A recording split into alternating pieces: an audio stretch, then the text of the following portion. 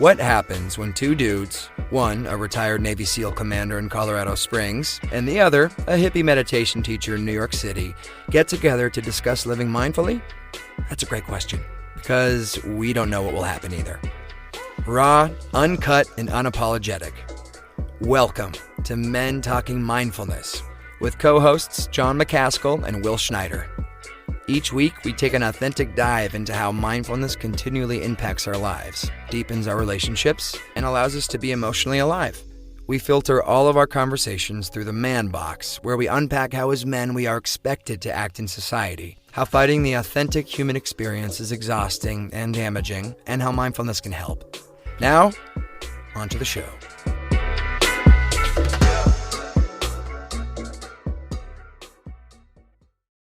All right, here we are. Will, good to see you. I love how your shirt almost matches the background. Great to see you, brother. Here we are. Thanks. John McCaskill and Will Schneider, Men Talking Mindfulness. We're here to talk about a very important topic today. Specifically, we're going to be talking about how to ask for help, the importance of asking for help, what gets in the way of asking for help in general, and then specifically as men or masculine types, what gets in the way of asking for help, and then how to overcome those obstacles. And we're going to do today's show a little bit different than we normally do. We're going to ask some of these questions to you as the audience right now. Will's going to ask these questions. I'm going to bring them up as slides, and we're going to have you think about them, and then we're going to have you contribute to the chat. So, Will, over to you, brother. Yeah. Hey, so right now, just write these down like pen and paper, old school, right? And then when the time comes during the show, right, pop them into our feed, as our live audience. So thank you for that. So let's bring up our first question, John. Which is the feelings. Which one is that one? Oh yeah, you have anyone, John? I'll read it. So right, just bring anyone. All right. Raw, authentic, and unapologetic. Unapologetic. All right. Let's see if I can bring this up. Oh, there we go. Okay, here. So here's our first question. Again, write down, not in the feed right now, and or if you're out there listening, or driving, just keep these in the back of your mind, and we're gonna bring this into our discussion a little bit later. First is, what are the feelings you've experienced before requesting help from somebody? I'll read it again. What are the feelings you've experienced before requesting help for someone? Okay, so write those answers down for a moment. Yeah. Right. And we'll go to the next question. Technology is kicking my ass today. All right. So let's see. Before, let's go with feelings after. All right. Bring that up. Yes. Next question, guys. Get ready. Here we go yes. Okay. What are the feelings you've experienced after giving help? Again, I'll read it again. What are the feelings you've experienced after giving help? Right. Yeah. So write those questions down. We're going to ask for those later. We got two more questions here. You can see where the show is going to go today, so it's kind of exciting. And not how it's going to go, but where it's going to go. Right? That's probably a better way of saying it, right? All right, next questions. Listen up, right? Again, write these down, pencil and paper. One reason why asking for help is seemingly so difficult. Again, I'll read it. One reason why asking for help is seemingly so difficult. Good. And one last question here. Yeah. So take that time and write that down. This is like the timing between these slides are perfect, John, because it gives people the opportunity to write the questions. That's why we did it, right? That's exactly why. We're fumbling through this. Okay, so the last one. This is the last question. The order might change if we bring them into the show. So here's our last question. What are the feelings that you get? What are the feelings that get in the way of asking for help? One more time. What are the feelings that get in the way of asking for help? Awesome. Okay, so new way we're kind of starting the show today. We still have to get through some business to the show. I'll just jump in. We're gonna do some announcements right now. Again, our partnership with MovementRx and Men Talking Mindfulness. We have aligned to create a 21-day mindfulness and movement experience that will kick off in September 15th. September 15th. Yes. Okay. So together, Men Talking Mindfulness and MovementRx are excited to offer you a practical way. That's the key here. A practical way to learn meditation, mindfulness, and breathing practices. Also, along with movement in this 3-week mindfulness and movement experience that we are calling M2.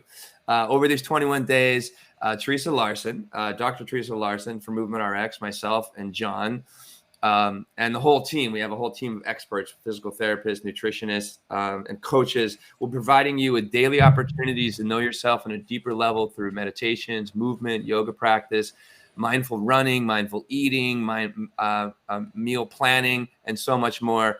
Some of this content will be pre-recorded, and some of it will be live virtual as well. So if you're interested, we're going to drop this into the chat. You can find more information at MovementRx, movement-rx.com/MTM. I'll read that again.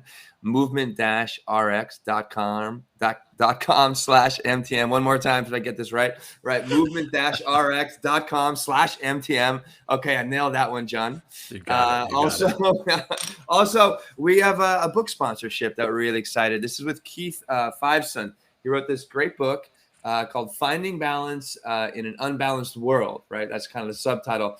The Mindfulness Experience, 8 Strategies to Live Life Now. The Mindfulness Experience is written by one of our listeners and alumni of the MovementRx and Mindfulness and Movement Experience, Keith Fiveson. Keith breaks down 8 strategies to improve and maintain optimal health and wellness, 5 strategies working from inside and out, and 3 working from outside in. Awesome. Additionally, Keith offers assessments and resources to the reader, and each chapter could almost stand alone. But Keith weaves the importance of breath into each chapter, as well as breathes space into our lives, environment, and relationships. And he is living proof of this work. Keith is a 2-time cancer survivor and is thriving. And this the Mindfulness Experience is available on Amazon, Barnes & Nobles, and independent bookstores. So thank you, Keith, for sponsoring the show. And let's take it from there, John. I think it's time for our grounding practice, huh?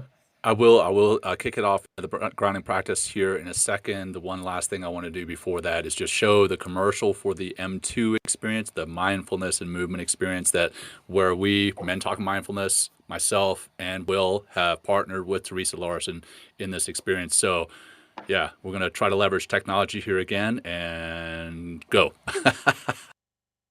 Because life is so chaotic and can be very messy, the longest trip you can ever take is from your head to your heart. My father told me this at many times in my life. That trip is actually the emotional and physical connection that we have with ourselves when we're in these chaotic moments, with our environment. My name is Dr. Teresa Larson. I'm a former Marine, pro athlete, now doctor of physical therapy. And I'm John McCaskill, retired Navy SEAL commander turned mindfulness and meditation teacher. The two of us have blazed this trail. It took us years to do so, to get a feeling of peace emotionally, physically, and spiritually. And we want to help you blaze that trail in just a fraction of the time. And if you want to take your own journey and learn how to do this faster, check out our mindfulness and movement experience.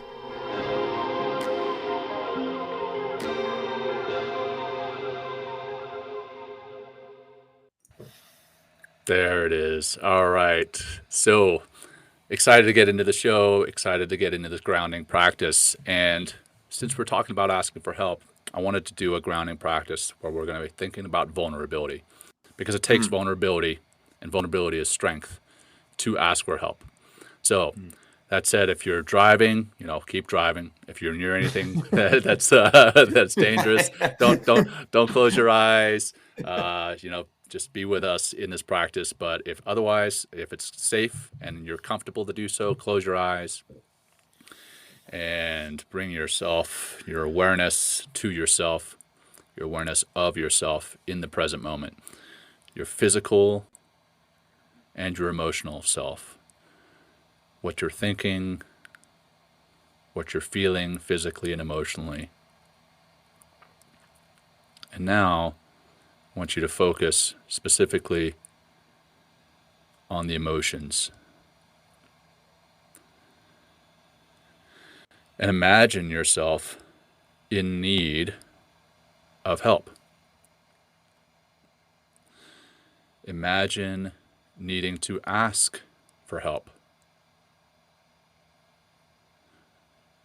I'm sure in some form or fashion right now you are in need of help. Now imagine asking for that help. And as you're imagining that, notice the emotions that are associated with asking.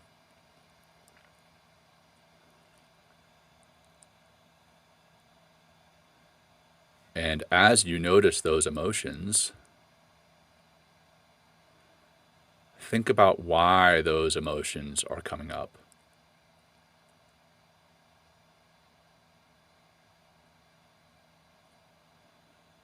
Are you feeling weakness, vulnerability, shame, guilt, a loss of control?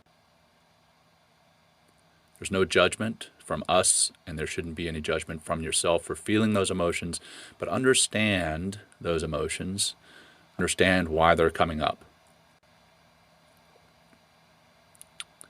And now imagine yourself overcoming those emotions, and think about the times that you have overcome those emotions in the past and been vulnerable enough to ask for help.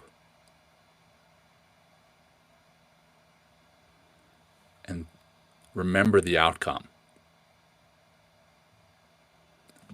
More often than not, you most likely received help.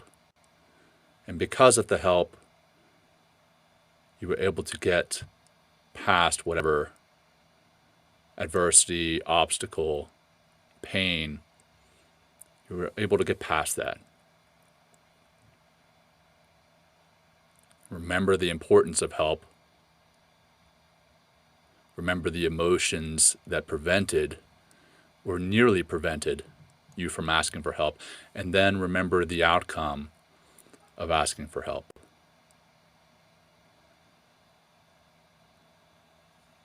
And we'll close this grounding practice with one deep cleansing breath together and then discuss a lot of what we just felt. Begin by breathing all your air out. Bringing your navel to your spine. Big, deep breath in down to your belly. Hold that at the top. And let it go nice and slow. Slow, slow. And as you do so, start to bring some movement back into your body. Movement, that's one of the pieces that we're teaching in the mindfulness and movement experience. And blink your eyes open if they're closed. Otherwise, just bring your focus back onto the screen here or whatever it is you're doing as you're listening to this. And here we are. Will, how you doing? How you feeling, brother? Good, really good. I'm going to jump right in, John. And one of the things that came up for me during that exercise is every time I'm asked for help, and sometimes it's big, sometimes it's small, almost regardless of the situation, it always either established or improved or strengthened a relationship I was in. Mm-hmm. Yeah. You know, it's that's like one of the biggest. I mean, and you know, and like me being more of a mindfulness practitioner and me being out there and like exercising these things, like, you know, I have no problem. You know, we talk about vulnerability all the time, like being vulnerable, asking for help, and just kind of putting ourselves out there. But then I think that really, it's like every time I ask for help, it allows the other person to be seen. People typically want to be helpful. Right. I mean, especially because, I mean, when you're asking for somebody, whether it's something technical, you know, hey, can you help me with my printer isn't connecting to my computer or something like that? Hey, can you help me with that? Right. You know, you're actually asking people in those circumstances, right, to level up their expertise to help you, which so they kind of have this like, oh, I feel great. Like, oh my God, yeah, I can do that for you. So, I mean, those are kind of some of the things during just that little meditation that started coming up for me. And it just really creates an amazing stepping outside of that. What I have here written down, an old paradigm in this article that I read, it says, you know, this is where a lot of the struggle is for people with help. It's like asking for help equals unable to help yourself, right? Equals helplessness equals victim equals weak. Right. This is like kind of a lot of that ManBox, or, you know, not just for men, but a lot of other people. But what we just kind of experienced, what I'm talking about here, right, is a new paradigm. Vulnerability plus asking for help, right, equals more happiness plus success.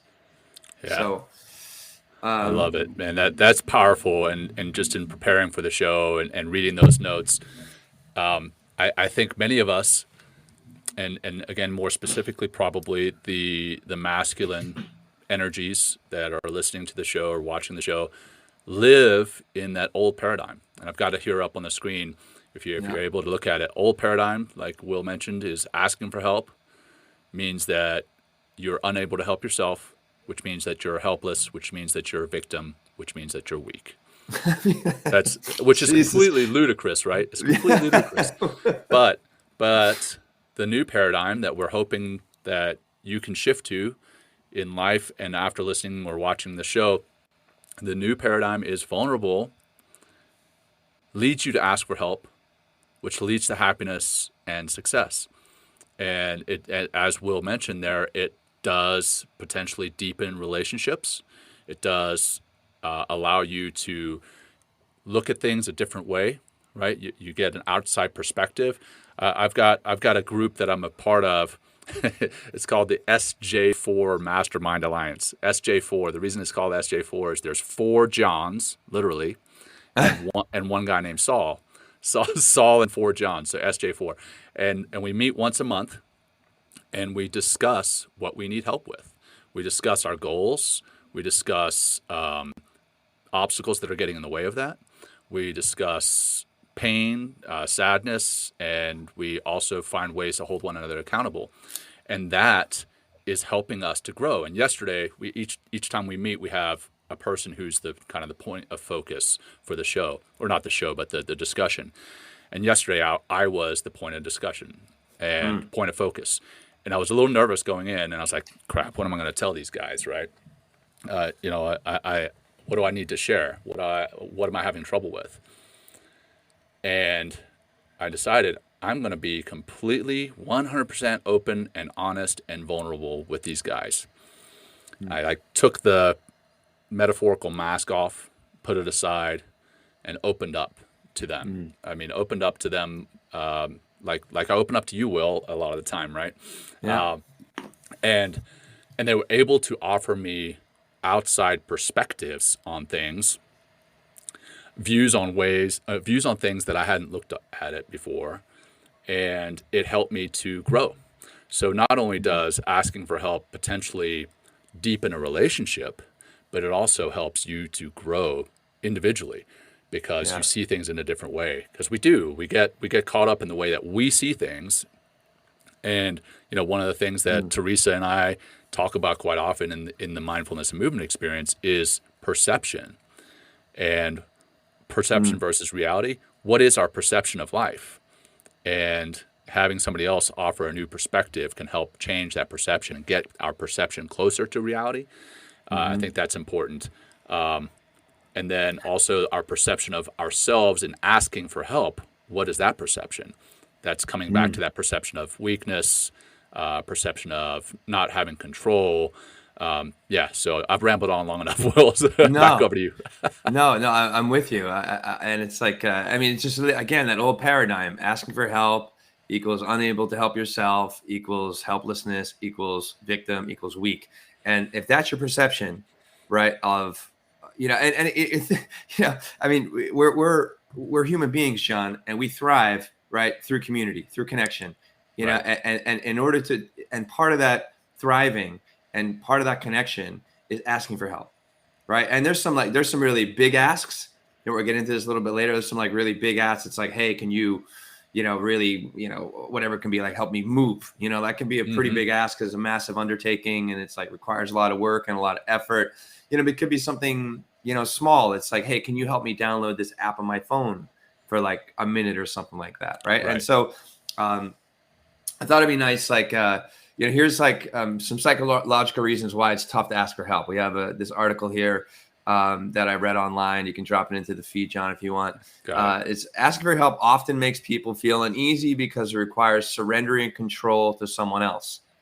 Right. That's like, think about that, like surrendering control again. So control, right, is kind of the opposite of that vulnerability, right? So just being exposed. Here, another one, and we've kind of mentioned this already. Another fear is being perceived as needy.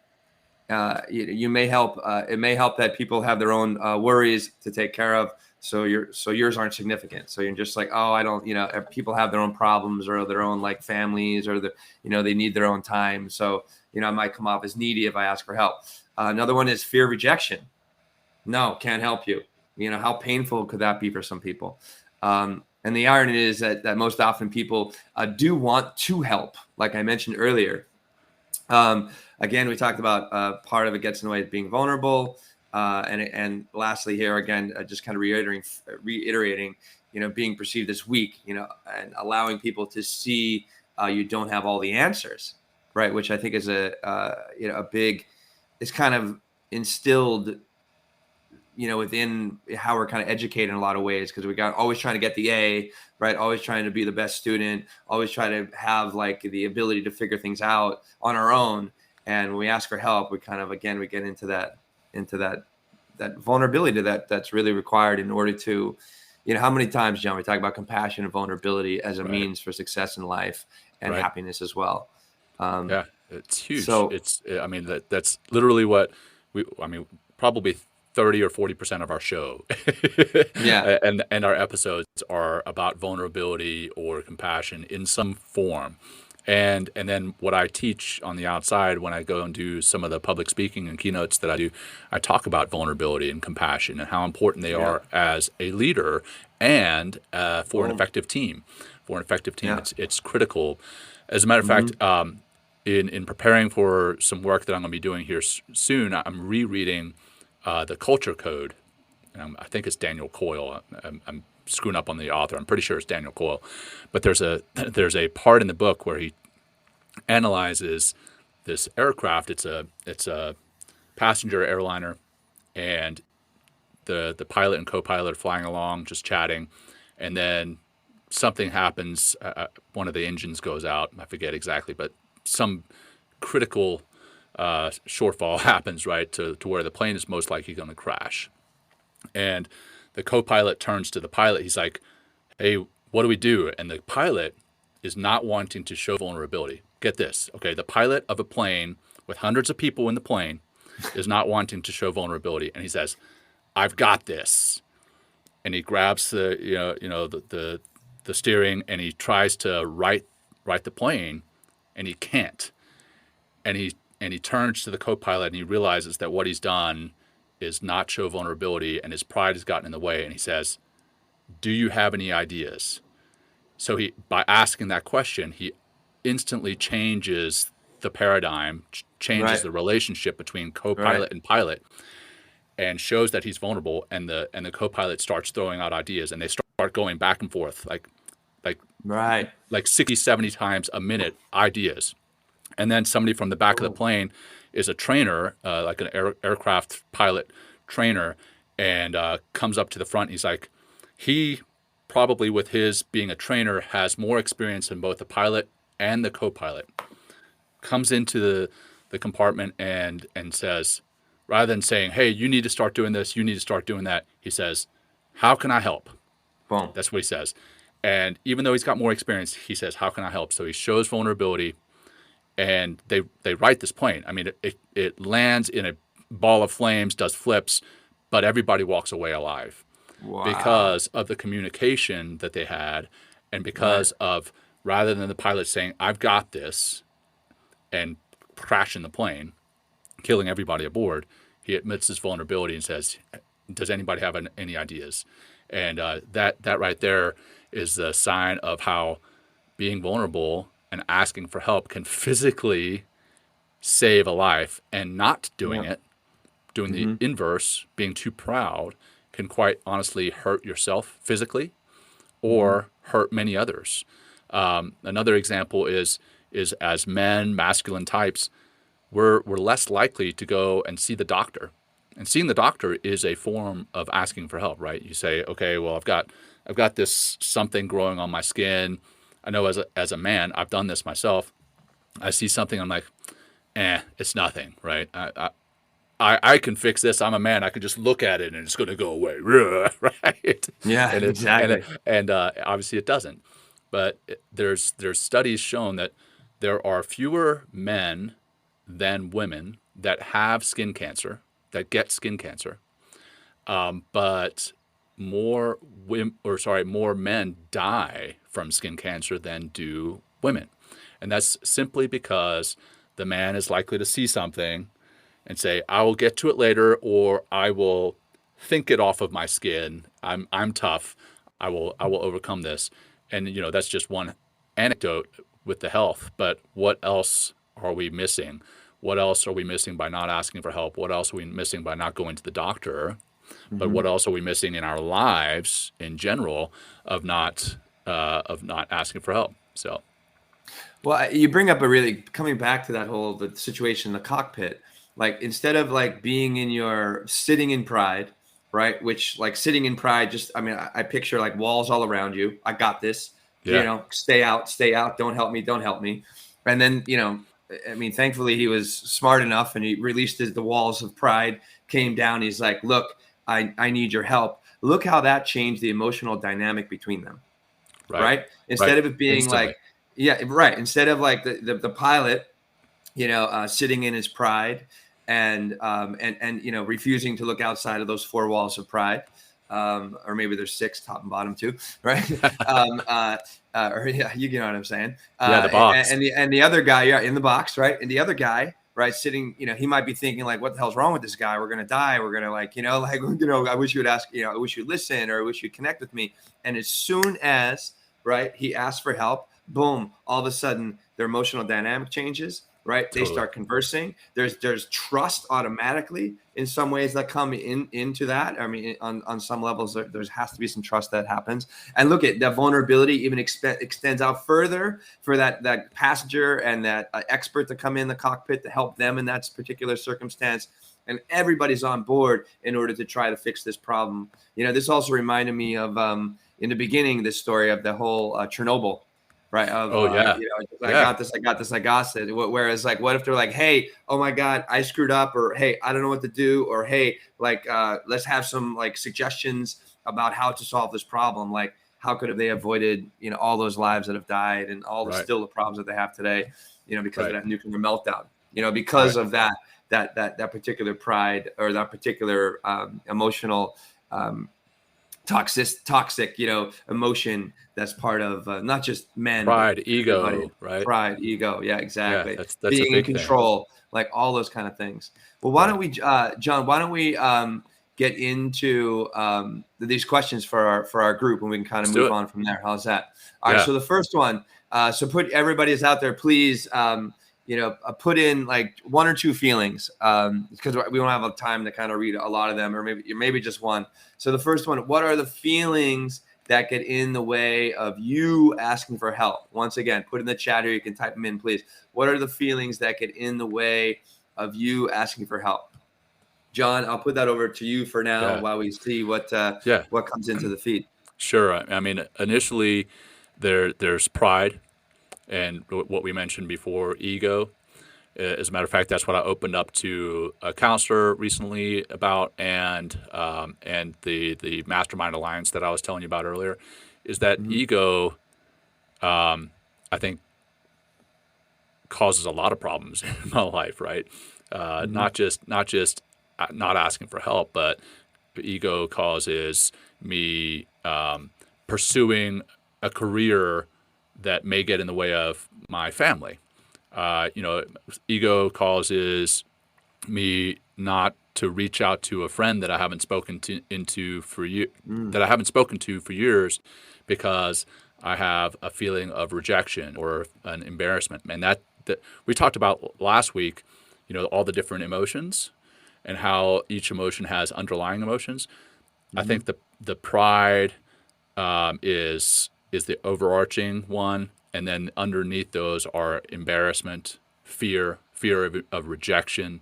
I think those are some of the big ones that also drive me not to ask for help. Yeah. I mean, for me, it's like, I don't want to, I might feel stupid, ask for help. Yeah. In the sense of like, it might just, once I get that help, it might just feel like, oh, I should have been able to figure that out on my own, or something like that. Also what gets in the way of of me asking for help sometimes is just, again, that fear of rejection. Sometimes it's just being like, being dissed or being turned down, which I think also, in that particular circumstance, ask for help, it also allows me to see, like maybe other areas in my life that, I don't like being rejected, like, or asking for a job or trying to, get a job or something like that and getting rejected. So it's like, maybe even, there could be, that fear of rejection is also is tethered to situations like this, like asking for help or being vulnerable or even, asking, say, for like a date or something like that, back in the day, Right. So that's like, so that's definitely something that's coming up for me, Well, yeah, go ahead. yeah, I mean, that's, asking for help, fear of rejection. That I think is probably one of the biggest ones, fear of rejection, or feeling like you're not going to be in control. And I see one of our watchers here admitting that you can't do this alone, right? Yeah. How many of us can do life from beginning to end alone, completely alone? None of us. Yeah. And Yeah. I'm seeing that, very much so as a father. I've always heard the saying, hey, it takes a village to raise a kid. That is so fucking true. Like I've got 3 kids. Last week, we went to this downtown thing with 2 other couples. And I think across the 3 couples, we had, I don't know, 6 or 7 kids running around downtown. And we just had to divide and conquer. We're like, okay, parents, take charge. But guess what? You may be in charge of somebody else's kids as we're kind of following them around the city. And I was like, oh, this is a time when I have to be completely vulnerable and allow somebody else to take charge and help with my kids, and I'm going to help with theirs. But I can't do it alone. I can't do it alone. Nobody here on the show can do it alone. None of our listeners, watchers can do it alone. And we're all here to help in this human experience. So yeah, let's see some of the other comments that we got. Someone, here. Alan put in here. He said something about, he's afraid afraid to bother somebody to ask for help because they don't have time or they're too busy. I mean, and that's very real. And that could be, that also might come up with that feeling of being rejected, or again, that feeling of being needy. Right. Or, or feeling like, even what Christine said, admitting that you can't do something. Right. These are all like, this could be like one excuse or one mental concept that's wrapped around, right, or is that a feeling, right? Right. So, yeah. And Neil's got a pretty powerful one here. It has to do with suicide.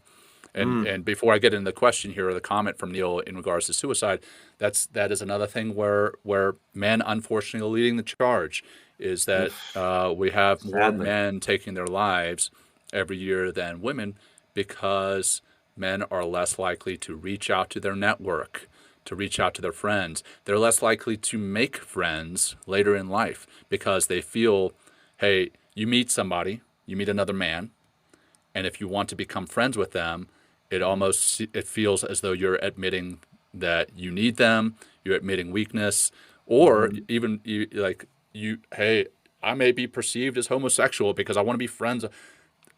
Oh, yeah. I mean, I've been there.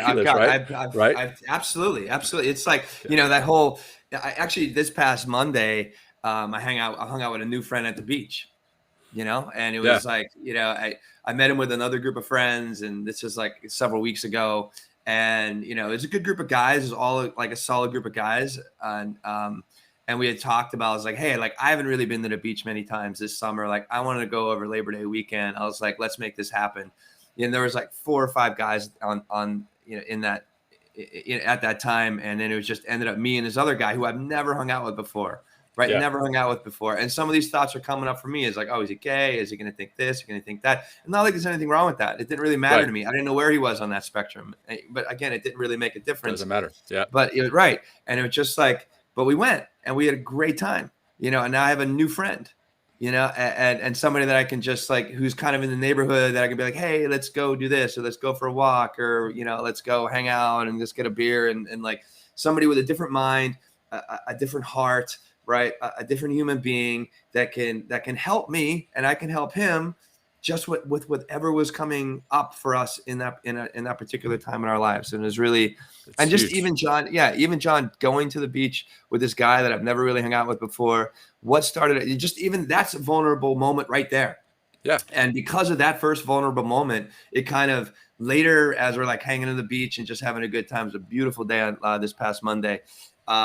He started opening up about problems he's having with his living situation with his roommates. Yeah. And like, so he was like willingly like, this is what's going on. This is how I'm feeling. This is what's happening. And we just had a really nice discussion. I just, kind of listened and helped. And I think Lindsay earlier before the show, it's like the difference between venting and asking for help. They're kind of two different things as well. And sometimes it's just to hold space, which requires vulnerability and a lot of presence. Just holding space for somebody else to vent is also a way of helping them just to kind of move through the emotional whatever's going to turmoil that's coming with them, and maybe get them into more clarity and to be more effective with what they're going to do next in that particular relationship or that particular aspect of their life. Right. And that all said, man, I want to get into the next question, but before I do that, I want to bring up, and we've discussed this before, the infamous ManBox. Oh, right? John, you're popping up the ManBox. We did not talk about this, John, before the show. I'm just kidding. Yeah, right. Go to the ManBox, dude. The ManBox. I mean, and everything that's in that ManBox. Hey, we've talked about confined masculinity before on the show, and what is this ManBox? Literally, like what's confining us is it's not okay to cry openly. It's not okay to express love for one another. It's not okay to express happiness. Like the only acceptable emotions of a man are anger, yada yada. I mean, you can see the rest of the thing on the ManBox displayed here, but this gets into the inability or the fear. That's what it really boils down to: the fear of men asking for help, the fear men have of developing new relationships. That all boils down to fear. And hey, if you're one of these ultra masculine bravado men that beats your chest all the time and I will have no fear, then guess what? You can ask for help. If you have no fear, you are strong enough to ask for help. If you have no fear, you are strong enough to make new friends. If you have no fear, you are strong enough to be vulnerable and open and grow individually and in relationships. So it's kind of it's ironic that all these men that beat their chests and say, I am brave, I am strong, I will conquer the world, I have no fear. Yet, in all honesty, they're some of the most fearful people in the world. Yeah, they can't get past that fear, oh man, I'll stop there with the ManBox, but it leads right into Will and I got an email, and I won't mention names here, but we got an email from one of our audience members this week who had lost his father. Yeah, yesterday. He'd lost his father to COVID, and he was openly crying about it. And he emailed us to find out if this is a normal thing, if this is okay. Not only is it normal, but is it acceptable to cry openly? Of course it is. You've just lost your father early. You're experiencing grief and emotions, and to not display that, those are the people that I'm concerned about. Those are the people that I'm really worried about in this world. Hey, if you're not expressing your grief, your loss after the loss of your father, that's what you need to be concerned about. Openly crying, I think it's perfectly normal, and it needs to become more acceptable. In society. I mean, I know among some of the ultra masculine personalities that I've surrounded myself with in the past, if they see a woman experiencing emotions, a woman crying, they're like, women, Oof. right? That's what they say. I'm like, Right. well, okay, that woman, what's going on in her life? What did she just experience? Did she just experience loss? And then if you kind of peel that back and you say, okay, well, that woman just lost her husband, her father, then it's like, oh, that's okay. But if it's a man that's openly expressing that grief, then it's like, oh, he's weak. Suck it up. Go cry in your own time. Cry behind closed doors. Don't.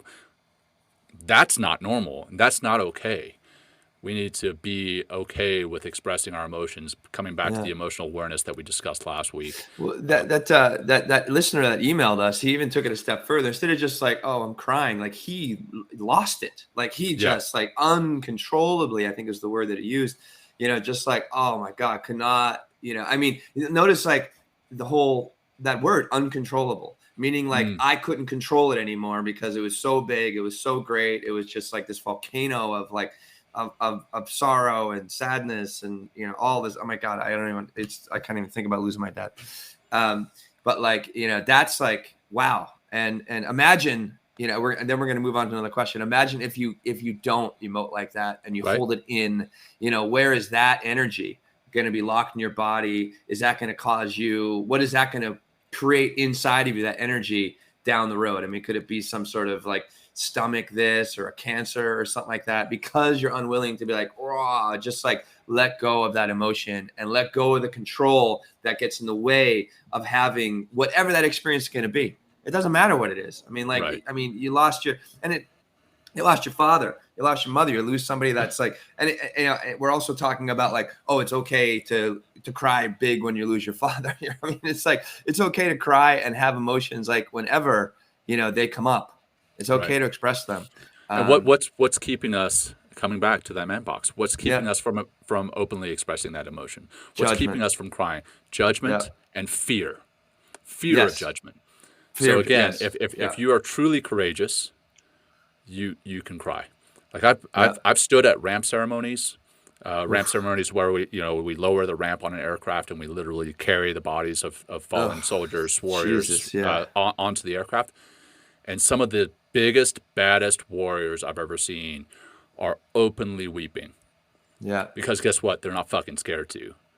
Mm-hmm. So, all right. Sorry, I'm getting on my soapbox. No, John. Hey, I know. No, but John, this is like really, I know we're talking about asking for help, but but it's like, again, we get back into the emotions of what it takes to ask for help. And if you're more willing to ask for help and be vulnerable, that, I think what we're tying in here today, or part in this little discussion now, it's like you're going to be more willing to be more emotionally available and more emotionally expressive, right, as you move through life. So this one little piece of mindfulness, asking for help, it starts to, again, have that domino, have that ripple effect. Like, it's like, oh, it's okay. It's okay to do this. Oh, wait, I don't need to have fear around that. I don't need to control this. I can ask for help. I can be vulnerable. I can see things in a new way. And it's just all you unlock one, all of a sudden, boom, the dominoes start to fall. Yeah. All right, let's go to this next question. I want to get into one of the answers to that question. So one of our listeners here says, I know me personally, it's me being in a position where I'm responsible for others and I will give help willingly, but I'm more afraid to ask those same people for help for fear of them thinking I am weak. Oof, okay, there it is. This comes back to vulnerability, trust. It actually comes back to the culture code that I'm reading. In it, they talk about, the author, I swear it's Daniel Coyle. I should have it right here in front of me.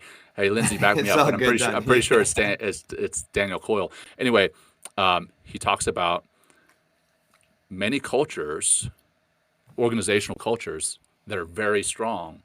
The leadership openly admits, okay, Lindsay said it is Daniel Coyle. Thanks. Boom. Openly admits vulnerability. Openly admits, hey, I don't know everything. Openly admits when they need help and asks for it. And by expressing that vulnerability first, they build trust in the organization. You don't get trust and then become vulnerable. You express and show vulnerability, and you get trust from that. And that's where so many strong organizational cultures are built. So thank you, Jason Scott, for throwing that out there. Great comment. Well, I think that trust comes from, John, the willingness to be seen. Instead, I mean, think about, we talk about putting on the mask versus like taking off the mask, right? Mm-hmm. Whereas like when you put on the mask, it's like, wait, is he? I don't know how to, kind of approach, or I don't know what to do, because it's like, do I come from this angle? Do I come from that angle? Do I come?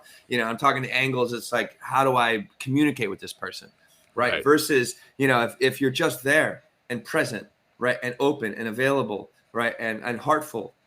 Right, you're going to be like, oh, hey, I see who he is, or who she is, or who that person is, and you become also more approachable. So therefore, people be more willing to ask for help, right? But also, it goes both ways. Like you're going to be more willing to ask for help if you're taking off that mask and being more vulnerable. Right on. So let's ask this next question.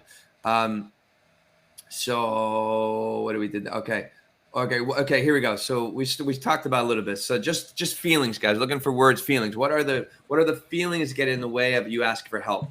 Right. I'm going to ask 2 questions. So write down just your simple feelings. What are the feelings that get in the way of asking for help? We kind of might have beat this to death, but that's okay. And then another one. Or should we just? Well, John, we've talked a lot about those feelings, right? So just kind of reiterate them again, if you want. So we talked. Let's see. We did speak. I think we spoke at length there about the feelings that are preventing you, that are getting in the way of asking for help. But what are the feelings that you're feeling before asking for help? What feelings did you experience before requesting help? So what gets in the way? There you go. Yeah. What gets in the way of asking for help? But then what feelings have you experienced before requesting help from someone? And again, some of those may be the very same, but there's also the flip side. As you're asking, you may be experiencing a feeling of hope, a feeling of wow, some weight has been lifted off my shoulders. Even if you don't receive the help, just asking for it. And I know Lindsay and we all talked about this before the show. Maybe that's all you need, is just for someone else to hear you, someone else to hear that you're in need. And that can alleviate some pressure. It can feel like you've had a whole lot of weight lifted off your shoulders. So I think that's some of the things that we experienced before. So hope as you're asking, and then just as you say it, I think you may feel some weight lifted off your shoulders. Yeah. Getting out of your comfort zone is what comes from up for me right now. Like getting out of your comfort zone, and think about, again, what does zone mean? A zone is a box. A zone is like, a defined space, a defined area in which you function, right? But being uncomfortable, letting go of control, and just like stepping into the unknown is always going to be a little scary, but that's where the opportunity is. That's when you're going to experience things a little bit differently. Here's John Wayne Mullins. I love John Wayne. Yes. Great parents, John. He says shame, embarrassment, pride, anger. I can't read the rest of it. However, once I did ask for help, it felt so freeing, is what it says. There you go. Yeah. That's beautiful. Yep, absolutely. And then let's see, we got what you're talking about is what we call the mirror effect. Yeah, mirror effect. What we see in ourselves in the mirror is not the same as how other people see us. It goes beyond granularity. People do not see our perceived fears and weaknesses due to perspective. The reality of the world, of how the world perceives us, is not what we perceive of ourselves. Fear, and then I'm losing it. Fear is an internal emotional response. We accept it as part of us, take warning from it, but do not let it channelize how we live. I love that. Thank you, Michael. Thanks for listening, and thank you for that great and powerful comment. Yeah, exactly. So, and we just automatically think, if I'm feeling this way, then the other person must feel the same way. Right. And that's like, and how egocentric is that? Yeah. How it's, absolutely. how it's like, I mean, and it's like, wow. So what about what are the feelings you've experienced after giving help? Yes, that's the question here. Yeah, that's a good one. So what are the feelings that you've experienced after giving help? So please put your answers in for that. What are the feelings you've experienced after giving help? John, tell us your feelings, please. Oh man, dude, I'm sharing a lot of feelings today. So yeah, after giving help, I feel the same thing I feel when I do something for myself, right? I feel a sense of accomplishment, a sense of a relationship growing. I get those Yes. same chemicals that make us feel good throughout the day when we get something done. We get the dopamine hit. We Yeah. get Oxytocin, the right? bonding. The bonding, oxytocin. So you can literally help to feel better by helping others out. I mean, that's I think what drives a lot of service members to want to serve in the military is their heart of service, their want to help others that can't help themselves. Yeah. And that's the feeling that I get after I help someone. What about you, man? Well, I mean, same. It's like, it's a bonding agent, right? Christine wrote here, fulfillment, a sense of fulfillment. Like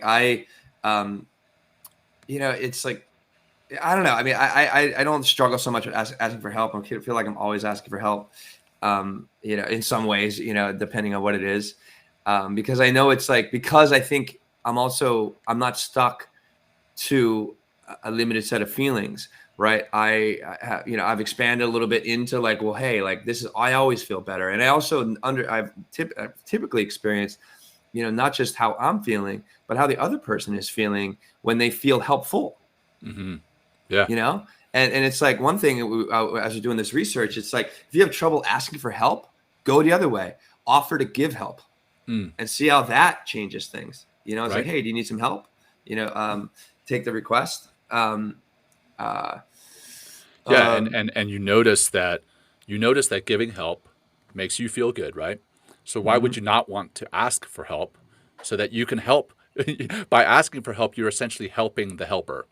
You're helping them feel good because they're helping you out. That or at least there's that potential. And so let's get into some ways to ask best for help. practices kind of thing. Yeah, yeah.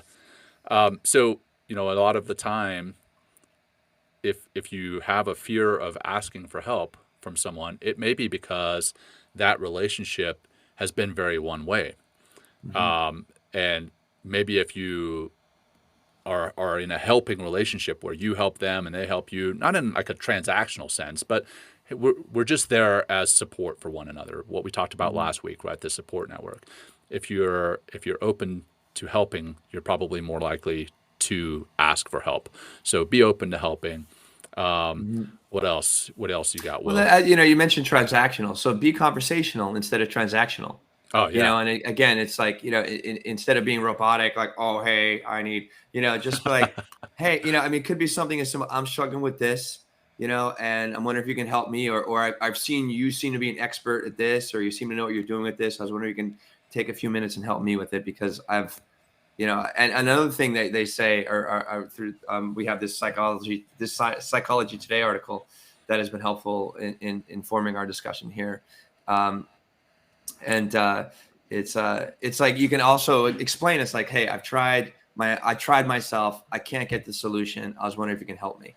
So even kind of explaining yourself in some ways, of the effort that you put in on your own could be a nice way of kind of, asking for help. And it sounds like a bit of as I say that, it sounds like a bit of like an excuse or a way of talking about your feelings about it, or not your feelings, but kind of usurping. I don't know what I'm trying to say here, John. Let's just go on.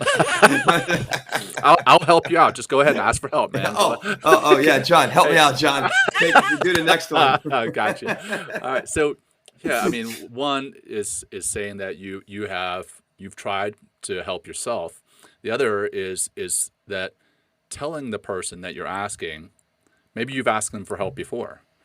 Ask them, but let them know that the last time you asked, you acted on the advice they gave you.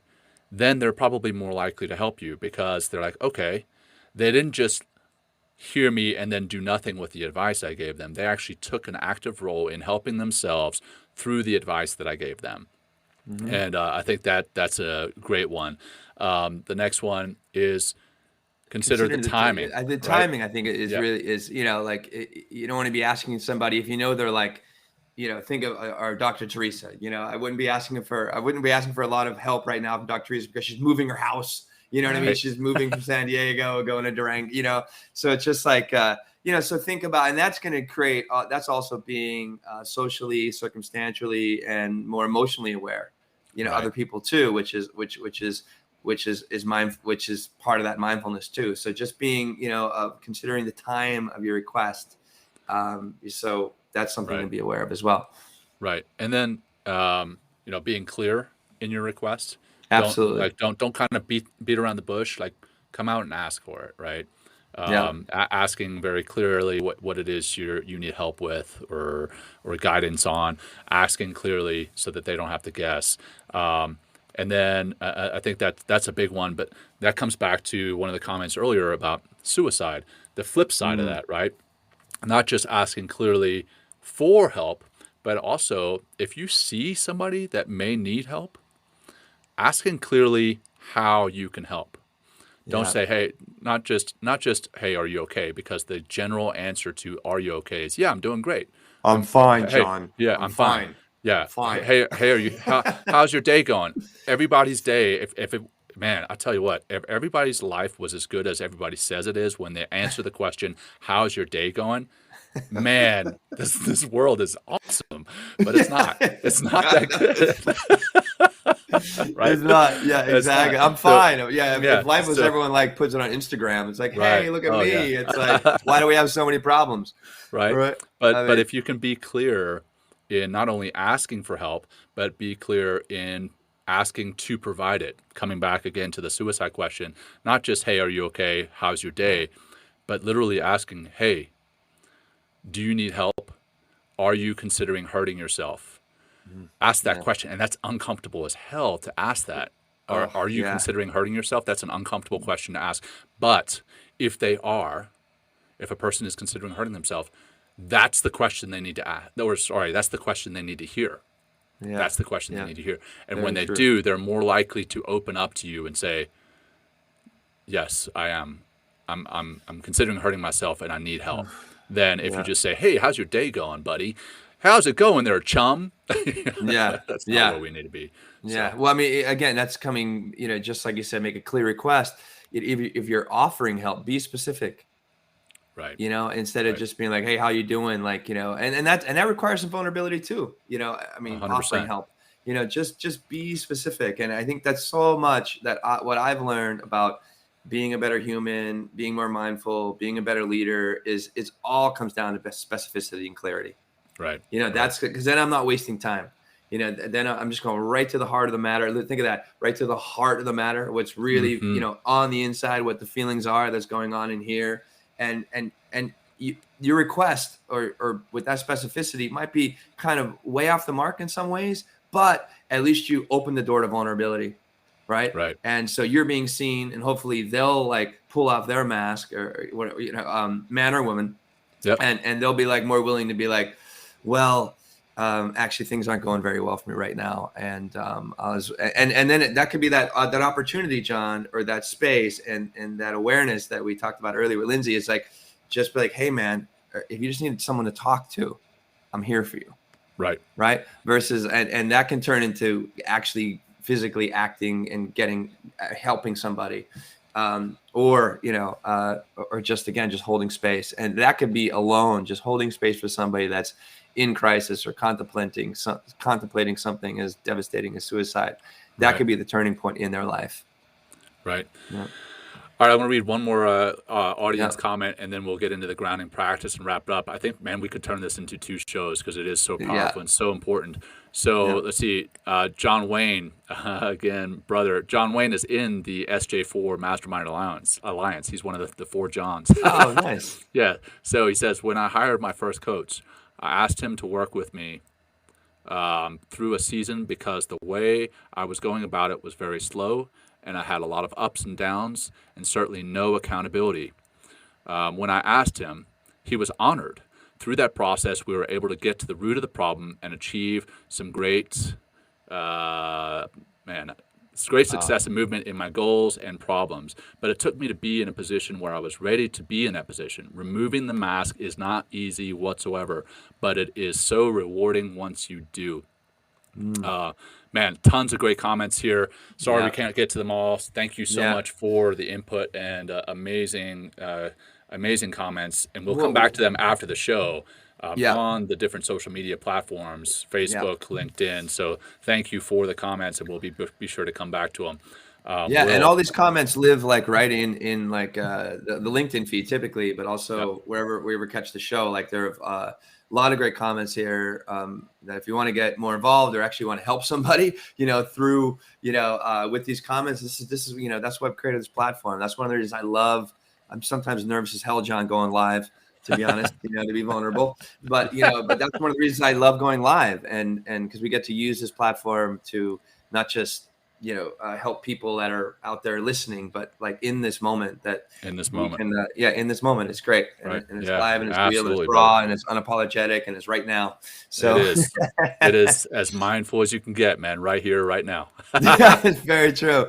Very true. But what I'll say before we go, hey, if you're really enjoying the show, we please help us grow our audience because, I think you can see what we're doing here. This is an educational platform that we love doing, and we do this from a place of passion. So take a screenshot or send it to somebody that this can help them, right? This can be one of those moments to be like, hey, just doing a little small. I think one thing I'll say at the end, it's like maybe start small with those little help, asking for help. Doesn't have to be like, hey, help me move my house or something like that. It could just be something very tiny that can start creating that trust, change that emotional dynamic between you and whoever that person is, and watch how that relationship starts to grow and you start asking for more help from one another. So beautiful discussion here, John. Thank you so much for this space and everything that we're doing here. And everybody out there in the audience, thank you for going along on this ride in particular today, but also the entire mindfulness, Men Talking Mindfulness journey that we've been putting out there for over a year now, or I think we're episode 52 or something like that. 53. Yep, something like that. Yep. Yeah. All right, let's wrap it up with that closing practice, brother. Okay, good. Great. So find that seat or get comfortable. If you can close your eyes, or just, take this in. We're going to just do some simple breathing and we'll take you through like a nice, easy visualization and we'll send it on our way. So let's do 3, 5, 5 breaths just to kind of get used to and understanding how a bigger breath can help us, but also taking a big smooth inhale, but also taking an exhale out the nose, which is going to help us to get into these physical and calmer emotional states.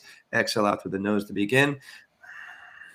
Empty out. Good. Inhale through the nose. 5. Good. Exhaling easy. 5 through the nose. Good. Again, in 5, 4, 3, 2, 1. Exhale. 4, 3, 2, 1. One more. Inhale. 5. Big breath. 3, 2, 1. Exhale. 5, 4, 3, 2, 1. Beautiful. And just take this moment. Just think of one thing that you need help with right now. One thing. Doesn't have to be, it could be big, it could be small, it could be something in between. One thing.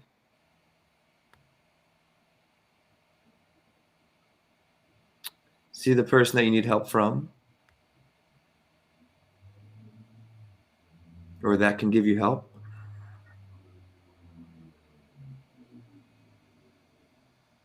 See yourself calmly, right? Maybe using that breathing that we just did. Maybe after listening to this episode, just being more aware of the emotions that are required to ask for help or give help. And see yourself openly, honestly, vulnerably asking and making that request for help.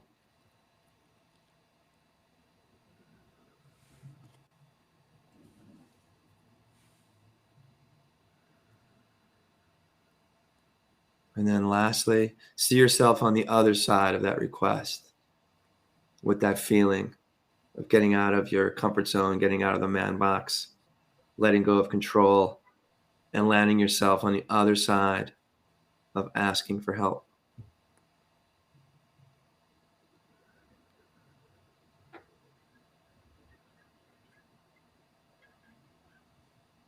Great, great, great. You can do this little meditation anytime you need it. We'll take one closing breath to complete. Let's exhale out the mouth. Nice. Inhale big.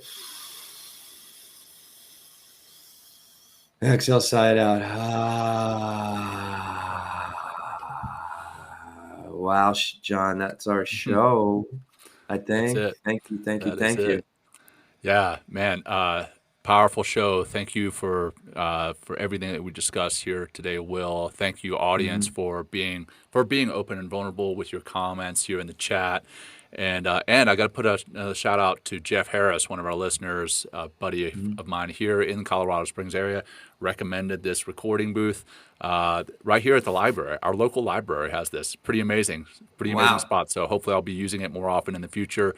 But yes, thanks to Jeff. I appreciate that. Wanted to put that shout out real quick. And thank you, everyone, for. I'm just going to give one more shout out. Why not? The mindfulness experience, 8 strategies to live life now, right? Find balance in an unbalanced world. That's by Keith Fiveson. Pick it up on Amazon or Barnes and Nobles. And I just want to give a little shout out to Keith because, hey, he put in the work, and this is going to help you, right, have a better life. So awesome, John. Thank you. All right, brother. And I think we're good, right? Yes, we're good. Have a great weekend, Will. Have a great weekend, everyone. Peace. Peace. Thank you. Thanks for joining Will and John on Men Talking Mindfulness. If you enjoyed the show, please like and share it with your friends and family, and please, we would appreciate a review too. Until next time, this has been Men Talking Mindfulness. Thanks for showing up.